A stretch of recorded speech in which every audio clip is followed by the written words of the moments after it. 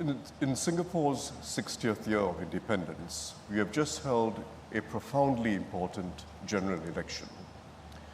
GE2025 was a moment of generational significance. Prime Minister Lawrence Wong, with his 4G team, was seeking the mandate of Singaporeans to lead our nation for the first time. The results of the election were a strong vote of trust and confidence in him as well as his team. GE2025 also marked a further transition in the electorate itself. Many were younger voters. They had lived through neither the struggles nor the transformations of our first few decades of independence, of nation building. But they have their own concerns and carry their own aspirations and hopes for what Singapore can become. In this election, Singaporeans were choosing not just their representatives in Parliament or the town councillors who would look after their neighbourhoods, but also the political leadership who will write the next chapter of the Singapore story with them. The campaign was spirited. Important issues were debated, from the cost of living and jobs to housing and immigration, as well as the challenges of a changing world. But beyond the specific concerns, Singaporeans expressed their views on the political landscape they wished to see. They preferred the strongest team possible to govern Singapore, even as they chose to maintain alternative voices in Parliament. They also reflected on the kind of society they wished to build, one rooted in shared purpose and inclusivity. I'm heartened that through it all, our democratic process remained decorous and respectful. Unlike many other places where political divisions have hardened and even turned people against each other, we have upheld a tone of mutual respect and serious engagement. Singaporeans showed that while we may hold different views, we are all fellow citizens who want the best for our nation. We all stood firm against foreign interference in our domestic affairs and the politicization of race and religion. Together, we were resolute in upholding our autonomy, our multiracialism, and our unity. Singaporeans and the contesting parties have accepted the election results with good grace. It reflects the trust that Singaporeans have in our institutions, in the democratic process, and most of all, in one another. I commend all the political parties and candidates who stepped forward to serve. They committed their time, energy, and ideas, and courageously opened themselves to public scrutiny. I commend all Singaporeans too, who followed the campaigns and reflected on the issues carefully and cast their votes thoughtfully and responsibly.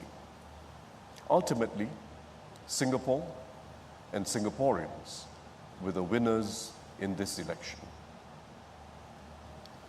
Together, we have set the course for our next phase of nation building. We have also sent a strong signal to the world of our unity and collective resolve in shaping our own future. We have to be clear-eyed about the challenges ahead. Globally, we have entered uncharted waters where many old verities no longer hold. Strategic rivalries between the major powers are deepening, the global economy is fragmenting, and multilateralism is steadily eroding.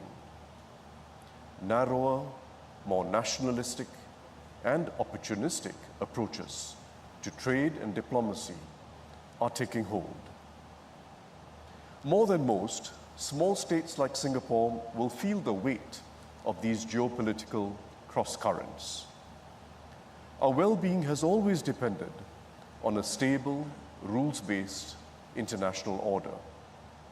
That order is unraveling, forcing us to adapt and find new ways to remain in control of our destiny and hold together as a people with our values intact.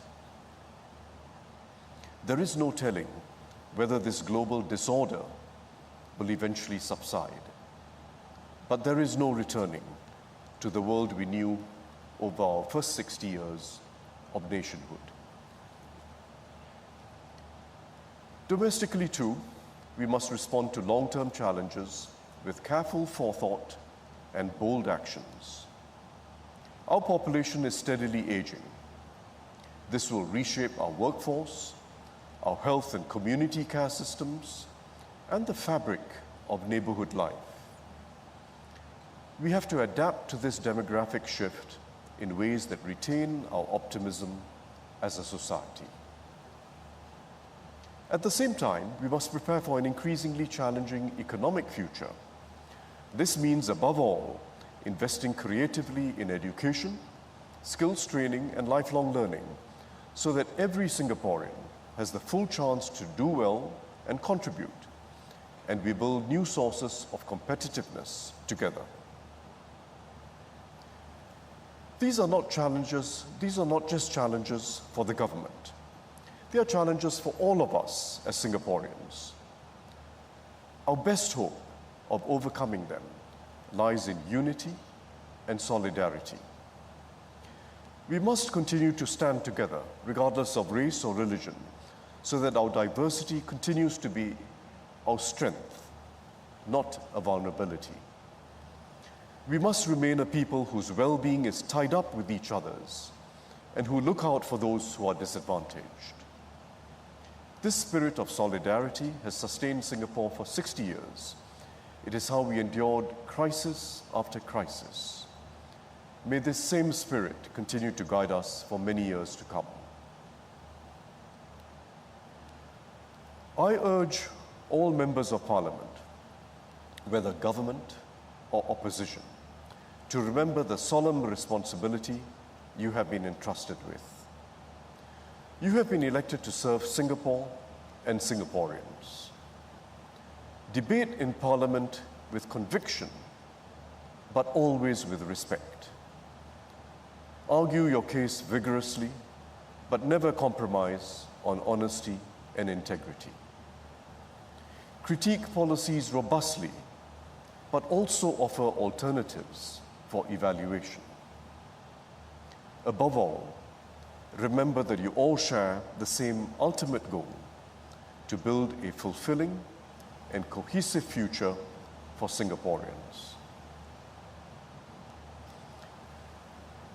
GE2025 has given Singapore a strong and capable government led by Prime Minister Lawrence Wong.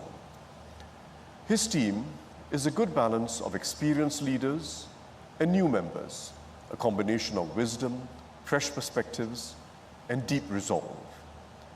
They have been tested in crises and shown their ability to govern with integrity, empathy, and courage. Mr. Wong himself has shown calm and confident leadership at the helm through COVID-19, through the Forward Singapore conversations, and in now reinforcing the trust of our partners abroad in these uncertain times. With the election over, Singaporeans should work together with the government of the day for a brighter future. I encourage the Prime Minister and his team to continue listening, consulting widely, and partnering with Singaporeans from all walks of life, our workers, businesses, and those in civil society, as we address both the issues of today and the longer-term challenge of creating hope and opportunity for every generation. Ladies and gentlemen, I have full confidence in Prime Minister Wong and his team.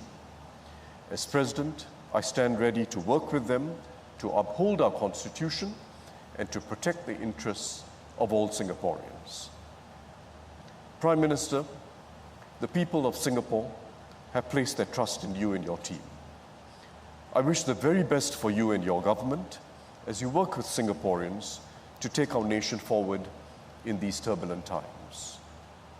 I now ask Prime Minister Lawrence Wong to come forward to take his oaths of allegiance and for due execution of office. followed by the ministers he has designated as members of his cabinet.